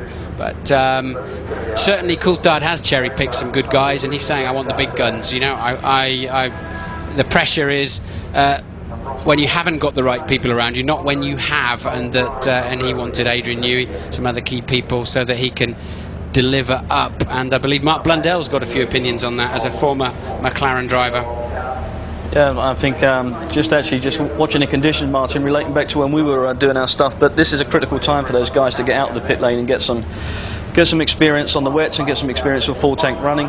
Very easily the same conditions as this tomorrow afternoon at 2 o'clock. So it is something that they need to go and do, and for sure they need to be out there very soon because minutes are ticking away. I just feel sorry for the other guy there, Sato. I mean, I know when we did our first Grand Prix way back, it was a lot of pressure on our shoulders, but to not even be able to get out there and qualify is another added amount of pressure when he gets on the back of the grid for tomorrow afternoon. Yeah, absolutely. Just 18 minutes to go, Mark. I'm absolutely amazed that somebody's not out there. It's clearly not going to dry up now. Absolutely, it is not going to dry in the final 18 minutes. So I'd have thought there was some reasonable work they could get done. And Nicky Lauda is with Ted Kravitz in the pit lane. Yes, down here at Jaguar. Nicky, is this what's known in motorsport as a bit of a disaster? You can call it like this, but we knew this right from day one when we tested our new car the first time in the beginning of January, because we did have some mechanical problems which we had to fix first, and then we could start working on the aero, and the aero is our real problem. We don't have enough downforce. But you haven't even been able to go out in the dry at the end of the session to see if you can go faster. You're stuck down, what, 19th, 20th? Yeah, when the weather unfortunately came in between. But nevertheless, we could have gone a couple of places forward, there's no question. But really, the top speed which we need, we don't have here. So you don't think you could have got past, what, 16th, 17th, really? Yeah, I mean, in this sort of range, yes. Okay, thanks very much, Nicky. Good luck for the rest of the season, anyway. Yeah, extra embarrassing for Nicky and Jaguars with the same engine. Right now, Frentzen and Benaldi in the Arrows with the Cosworth engine, same engine they've got in the Jaguar. are 15th and 17th, so both arrows in front of the two Jags. Dismal day. Nicky putting on a brave face there, but that's his worst case scenario, I'd have thought. He's got a long way to walk down the grid tomorrow, hasn't he, to find his cars? He certainly has, and there'll be a lot of pressure from the Ford Motor Company, the parent company, and a lot of stories floating around at the moment about what they feel about this Jaguar racing effort. Nicky says no problem, we've got the full support, but he needs a few good afternoons in order to get the full support, no doubt, of the Ford Motor Company. Don't think it'll be a good place to start my grid walk tomorrow, do you? I might start nearer the front than that. Well, they say you meet a better class of person at the back of the grid, don't they? Yeah, but a grumpy Nicky Lauder's not what I need. But, well, let's see here. Maybe in the warm-up they can show a little bit more speed. So there's a long way to go this weekend, yeah. And I think a number of drivers out there can score points. I think the podium positions are well sewn up with Ferrari and one or other of Williams or McLaren. But there's some points to be scored, I think, this weekend from anybody out there, really. It's been an unpredictable qualifying session, no doubt about that. We've got a quarter of an hour left. Kimi Raikkonen just belting himself back into the McLaren, getting his helmet back on again. One thing that has been predictable is that the top 6 places are occupied by the 2 Ferraris, the 2 McLarens and the 2 Williamses, but not necessarily in the order we had expected. Rubens Barrichello ahead of his teammate Michael Schumacher on the front row. Ralf Schumacher ahead of Juan Montoya by 3 places. He's currently 3rd. Montoya is 6th, and Coulthard and Raikkonen 4th and 5th. But the best of the rest, as we predicted, is the Renault. Jarno Trulli is 7th, Giancarlo Fisichella for Jordan 8th. That's probably slightly better than they would have expected going into this session, I think. But Felipe Massa has managed to get himself ahead of his teammate Nick Heidfeld, and that's a terrific start to his Formula 1 career for the 20-year-old Brazilian. Where do they keep producing these kids from, Martin? I know, the combined age of the Sauber team is just 44 years. And of the 2 drivers, and compare that with, say, Jaguar and Toyota up there at 67 years if you combine the age of the 2 drivers. So a very, very young team, but they've still both made it just into the top 10, 9th and 10th for Massa and Heidfeld. Massa scares me a little bit. He looks a bit leery to me, but he's obviously very fast. You've obviously been working hard over the winter, Martin, with your abacus, adding all that up. Certainly they are a very young team, no doubt about that. Kimi Raikkonen, though, I think it is. Well, it's Derek Coulthard, in fact, heading out onto the track to do a little bit of wet running, as predicted by Martin. Bernie Ecclestone will be back in England now. I think he's becoming a TV producer this weekend, but he'll be screaming at the TV saying, get out there. I mean, he's the circus master and he wants the acts on stage, and he needs the trapeze artists out there. And finally, we've got some action for the appreciative Aussie crowd. I remember a Brazilian Grand Prix a few years ago, and it was the start of the race. Just before the start of the race, it was a torrential downpour, and they sent you out on a reconnaissance lap to see how wet the track was, whether it was safe to start the race or not. Obviously, DC out there, David Coulthard and Mark Webber as well, just getting some wet track experience. But what are you feeling for? What do you feel on the track when it's this wet? Well, it's all right. It's fun, and all the spray's behind you until you're behind another car. It's aquaplaning that scares the life out of you when the car gets up on top of the water and you're temporarily not in contact with the ground, and you know you can head straight to the scene of the accident with the silliest little move of the steering wheel, and that's related to the amount of downforce you've got on the car, pushing the car down, and tyre pressure as well, opening the groove up or opening the wet pattern up on the racetrack. So Sato then finally makes good and gets on the track. Clearly will not be doing any stunning lap times with regard to the dry times, but at least he's having a little go, isn't he? How sweet. Yes, going to set some sort of time, no doubt. Takuma Sato in the rain. Less than ideal start to his Formula 1 career. Martin was talking before about how a little incident, an accident, can just put you off your stride. It's very similar what happened to Sato here today to what happened to Jenson Button on his debut for Williams back in 2000. He had a crash on the Saturday morning and really struggled on the Saturday afternoon to get it back. He didn't have quite such a bad day as Sato's having. I think Jenson qualified 21st. But Louise is down in the Williams pit with the one and only Patrick Head. That's right, where they've been having a slightly better day. Patrick 3rd and 6th, and others 3rd and 6th, and it's obviously going to stay that way. Are you happy with those positions? No, obviously it would have been ideal if it stayed dry for a bit longer, because Juan's well below his position capability, but would have been nice to see if we could have got a bit closer to the Ferraris as well. But anyway, you take what as it comes. Have you been surprised at the pace of the Ferraris this weekend? No, it was a very good car last year, and the regulations are basically the same. And the car is quite clearly developed from last year. I mean, they're nearly approaching 2 seconds quicker than last year's time, so or over a second anyway. So no, it's a good car. Little while still left in this session. Are you going to send your boys out in the wet? Probably not. Why not? Because we really wouldn't be learning anything. So. Thanks, Patrick. Well, that's I can understand Patrick's position, because the last thing he wants is a chassis in the wall, but it would be good to see some track action. But as you confirmed earlier, James, it's 30 races since Rubens Barrichello has been on pole position, the British Grand Prix in the year 2000. Yes, it's been a while for Rubens, because he had a win the following race, the German Grand Prix of 2000. Since then, he's been very consistent, but he's never really hit the heights. But Kimi Raikkonen, you're looking at on screen now, he'll be very happy. This is his highest ever qualifying position for a Formula 1 Grand Prix, because it's only his 18th Grand Prix start. But it's bad news for Eddie Irvine. We were talking to Nicky Lauda, his team boss, just a minute ago. It's his worst ever qualifying performance. And I think I'm interested to hear what Patrick said there, Martin, because last year we saw clearly that the Michelin wet tyre was nothing like as good as the Bridgestone. Both Williams and McLaren are using Michelin wet tyres. I'm told they're a bit better, but you'd think it would be worth getting out there with them. They've done a lot of testing, the Michelin runners, with water tankers on the racetrack this winter, this January and February, just constantly watering the track to develop their wets, because you're absolutely right, the Bridgestones were just slaughtering them in wet conditions. And so you would think that Williams ought to be able to find something out. Look at the amount of understeer there. You can see the angle of attack of the wheel, and just not enough grip for Raikkonen. You do always tend to get little puddles of water hanging around near to the curb and near to those white lines, but horrible understeer there. That's not working at all well, and you can hear the traction control working overtime, and the front tyre hardly working at all. And that squirm you saw that Raikkonen had to correct, that is aquaplaning. That is when the car gets up on the surface of the water, and really you're a passenger momentarily. Well, we come to Australia every year hoping for blue skies and traditional Aussie weather. We normally get it. Certainly as long as I've been coming to Melbourne, we've had it. This is the first time we've seen proper rain here. You used to get it quite a lot in Adelaide, I remember. You got clouted by Senna in the heavy rain once, as I recall. Yeah, we had some horrific rain there a couple of years. We really couldn't see where you're going at all, even when you're by yourself, and a tidal wave came over my car. I trawled through 47 pages of technical regulations yesterday, and I couldn't see where it said that the rear light has to flash.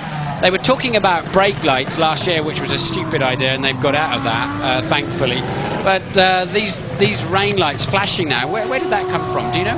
I've absolutely no idea. It's very odd, isn't it? You'd think that would be extremely distracting if you're following behind. Well, obviously it's extremely important to have a light so that you can see when you're following a car through spray exactly where the back of it is. But distracting, I would say, the flashing light. As we look again at Takuma Sato trying to put some laps in. And there's Michael Schumacher getting some wet weather running in. He never misses an opportunity, does he, to learn something. He works so hard, this guy. Yeah, he'll be out there on a mission, on purpose. He'll want to find something out.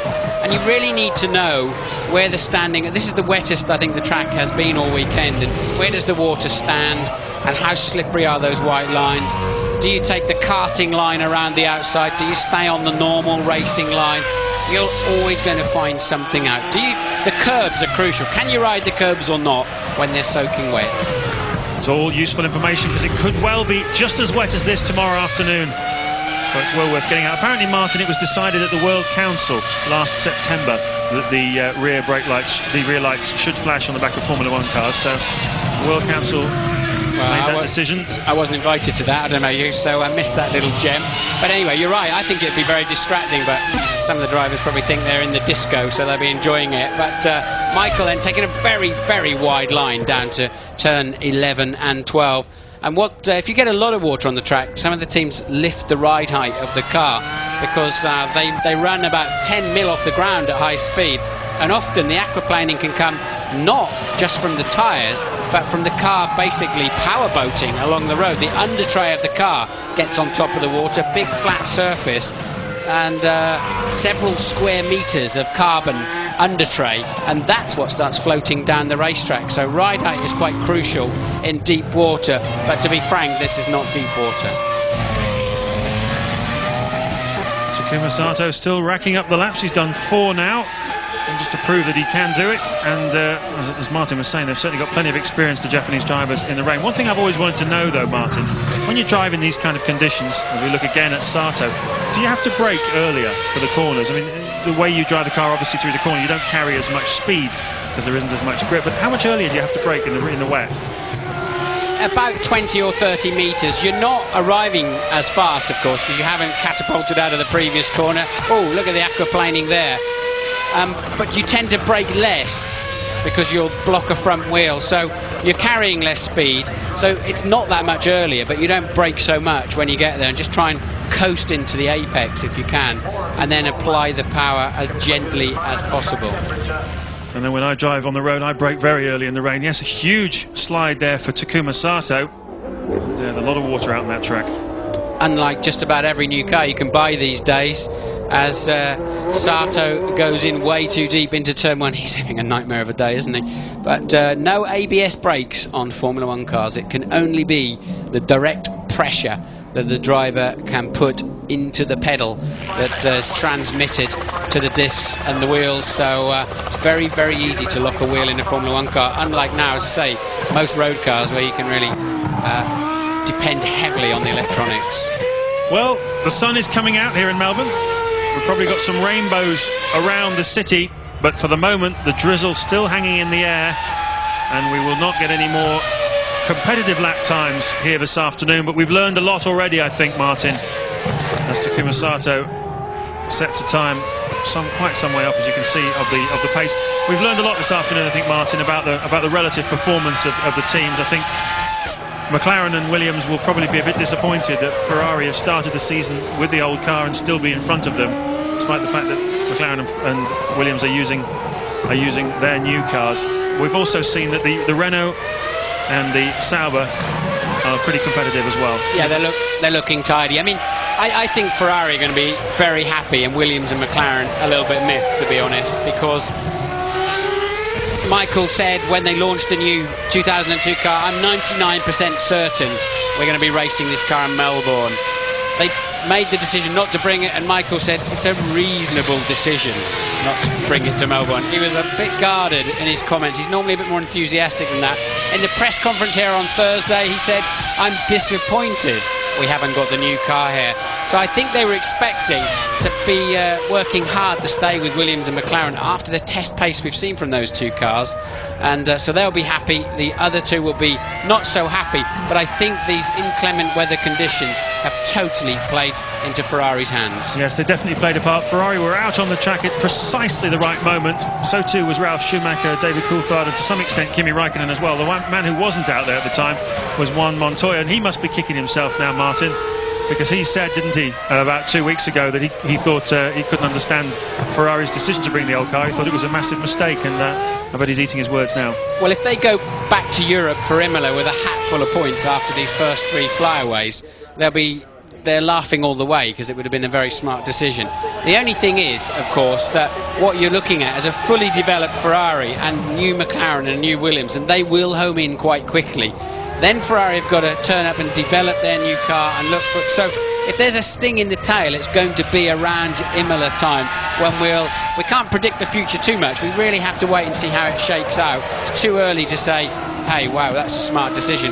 But right now, they look like they've got the pace and they should have the reliability. And I think Ferrari will be sitting here tonight on the front row of the grid, entirely happy that with all of the decisions that they've made. And Sato carrying on.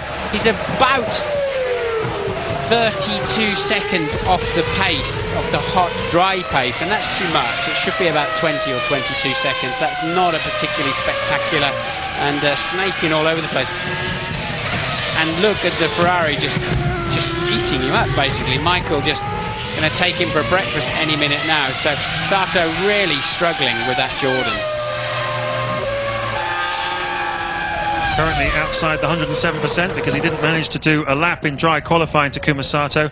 Big accident this morning in the free practice, virtually destroyed his car, certainly unrepairable for today's qualifying. Had to start in the spare, and on his outlap of his first attempt to qualify, it ground to a halt. Yes, Michael's first flying lap in the rain, 11 seconds quicker than Sato. Michael's down in the 1:44s.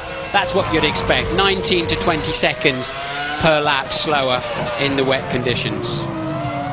It's a bit of a masterclass then from the reigning world champion, already the most successful driver in the history of Grand Prix racing with 53 wins, chasing, would you believe, his 5th world championship. And we all know there's only one man ever done that before, and that's Juan Fangio. Interestingly, Fangio is also the only man who's ever won 3 in a row, which is the other feat that Michael is attempting this season. Whether he'll pull it off or not is anybody's guess. Certainly the statistics are pretty heavily loaded against him, but technically and as a team, Ferrari do look very strong. Reigning world champion and world reigning champion, I think you could call Michael Schumacher. He's pretty handy, isn't he, in these conditions? Rain easing off now, sun coming out. It'll be a lovely afternoon here in Melbourne for us to go and sun ourselves, Martin, and have a nice cup of tea and think about what's going to happen in tomorrow's race. Let's just focus our attention on that a little bit. Rubens Barrichello, will he be told by Ferrari to move over for Michael Schumacher so Schumacher can get the maximum points? Probably not this early in the season, I would imagine. Rubens has paid his dues, I think, in that respect. It's only critical moments when Ferrari would make a decision like that, isn't it? I don't think they'll do that. I don't think they'll have to, if I'm completely honest. I think Michael's race pace over a full Grand Prix distance will be enough to somehow shuffle in front of Rubens at a pit stop. So I don't think there'll be any team orders at that stage, and I'd be very disappointed if there were. But I think I'm really expecting the Ferraris to scamper off into the distance, and that qualifying session has finished. We've worked harder than many of the drivers, James. I think we have, absolutely. Some of them have done very little running indeed. Ralf Schumacher, when you take away the laps he was out on the track when the session was red flagged, which he was credited back again, has actually only done 3 laps work this afternoon, so that's money for old rope, really, isn't it, for Ralf Schumacher? But it's done the business for him. He's 3rd on the grid, and his brother comes by to complete yet another lap. This guy works very, very hard. It's one of the reasons why he's ahead of everybody else in Formula 1. But going into tomorrow's race, he's going to be 2nd on the grid behind his teammate Rubens Barrichello. We've got a Williams and a McLaren on the 2nd row. We've got another McLaren and Williams on the 3rd row. Then it's Jarno Trulli and Jarno Fisichella, the 2 Italians who swapped teams this year. They are on row 4, and Felipe Massa and Nick Heidfeld, the 2 Sauber drivers, will make up row 5. An interesting, eventful, unpredictable in the extreme qualifying session. Rubens Barrichello, though, has his first pole for 30 Grand Prix. Can he convert that into a Grand Prix victory? Martin, you and I will find out tomorrow.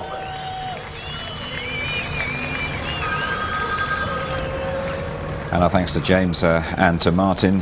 Rubens Barrichello's last pole was in the rain as well at the British Grand Prix of 2000, and he has just recorded Ferrari's 150th pole position in Formula 1. When we return, we get the views of Tony and of Mark as well, eagerly awaiting the comments on that session. It's Rubens Barrichello, though, on pole for the Australian Grand Prix.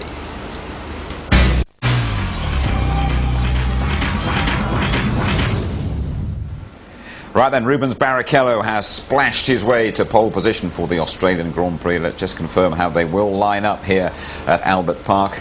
Barrichello and Schumacher, all Ferrari front row.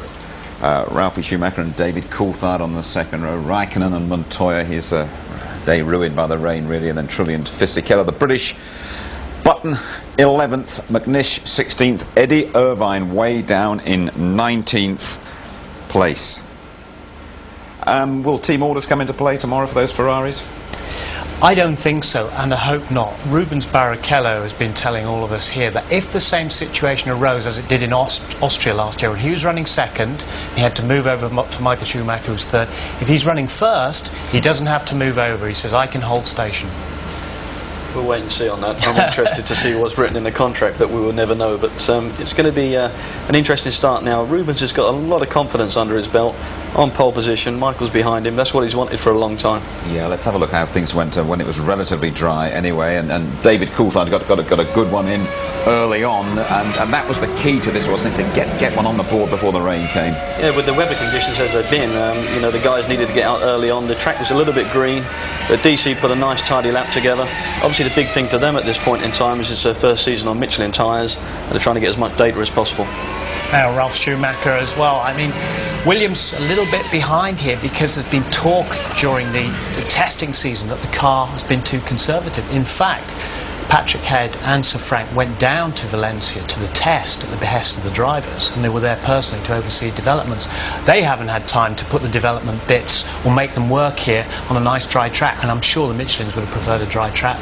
I guess the only surprise here, we'll talk about the Ferraris in a moment. We go straight to the press conference.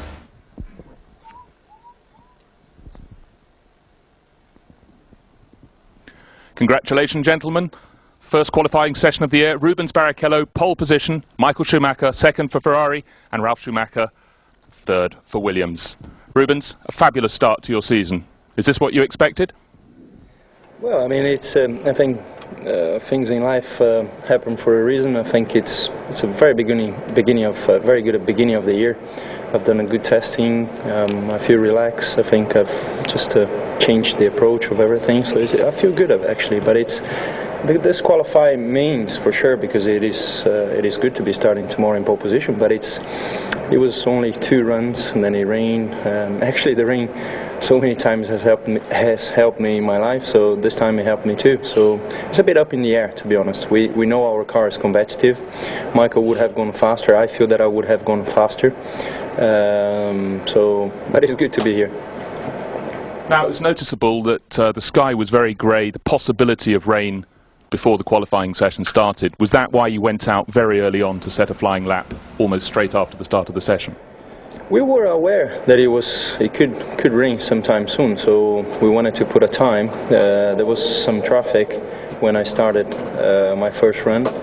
Then I was able to do a quick second lap, and then it rained. But we were expecting to go away, but all of a sudden it got harder and harder. Thank you, Rubens. Michael, as we said with Rubens, trying to go for a fast lap very early on, you were interrupted by a yellow flag. How much did that upset you?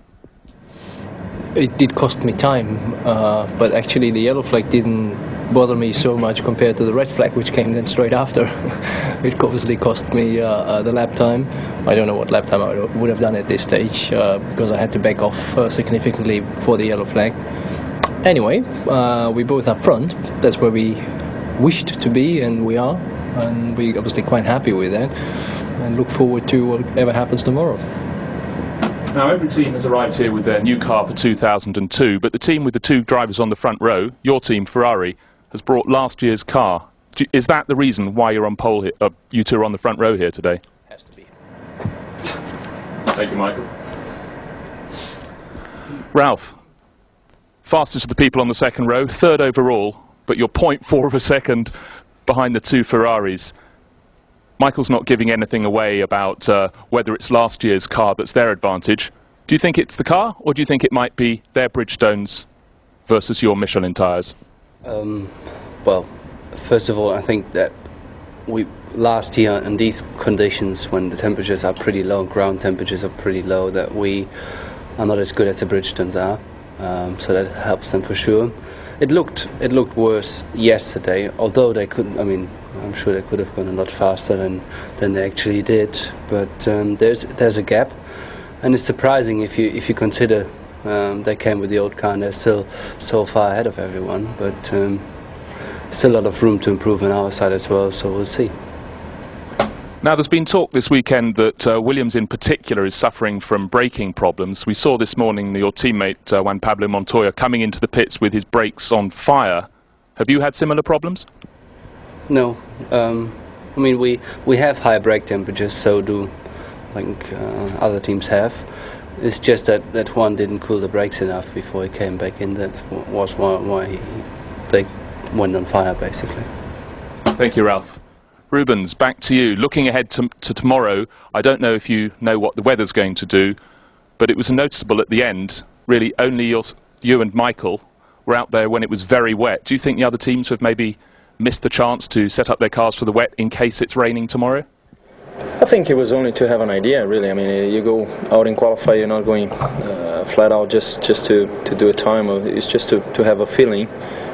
We had some experience on Friday morning. It's just to have a run, really. I mean, tomorrow morning, if rain is there, then everybody's going to have a chance. So it was just really to have a comparison. There we go then, Rubens Barrichello, the pole sitter. I heard Frank Williams yesterday saying that Ferrari are in a class of their own. And is it worrying, sorry Mark, how they're doing it and keeping their powder dry as well? It is a concern. I think there's going to be a lot of long faces down the pit lane. Certainly the big teams are expecting to get up there, but you know, having the pants kicked in a 2001 car ready for the first race. You can see this car, we watch it now with Schumacher at the wheel, it's just on rails, it's unbelievable. And he just did a couple of laps before he put this lap in. Spectacular. Well, I totally agree with Mark here, because all that testing's gone on with all the new cars, all the new engines, all the hype, lower, lighter, and these guys come along with a slightly modified 2001 car, and there's going to be a lot of closed-door sessions this afternoon, a lot of head scratching. They have been embarrassed by Ferrari, by the 2001 car. There's no question on that at all. Let's talk about the Brits, Tony. I mean, talk about embarrassing. That's the word for Eddie Irvine, isn't it? Way down in the Jaguar. They have no aerodynamic package. It's not surprising. They haven't got a wind tunnel. They're going to be backwards and forwards to America, to the Swift wind tunnel. The front wing didn't work, and poor old Mark Hanford had to go all the way to California to try and get it fixed. I mean, what chance they got with that? It's hopeless. Some more optimism, though, from Jenson Button, perhaps? Jenson and the Renault team have had a good start to the season so far. Obviously, the big thing for Jenson again is teammate. Can he beat his teammate? That's going to be the comparison. But you know, he's had a sensible start to the weekend. For me at the moment, I have to say, disappointment on Jaguar. But Mark Webber, for me, I think, has done an outstanding job in the little Minardi at the back of the grid. And the Aussies here are going to love that he's managed to push the Minardi off the back row. Mark Webber, that's terrific for them. What about Alan McNish, though?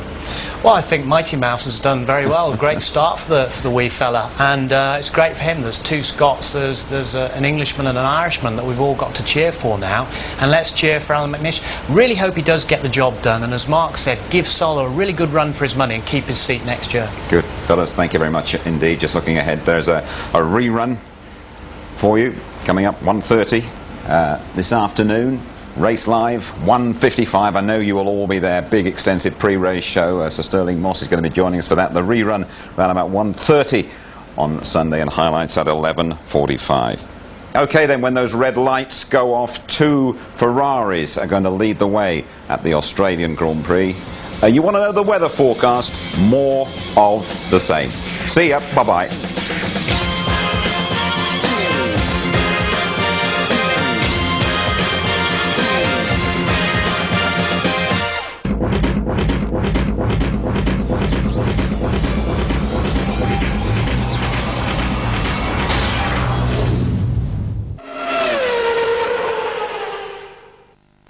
If you'd like to know more about Formula One, the website address sponsored by Toyota is itv.com/F1.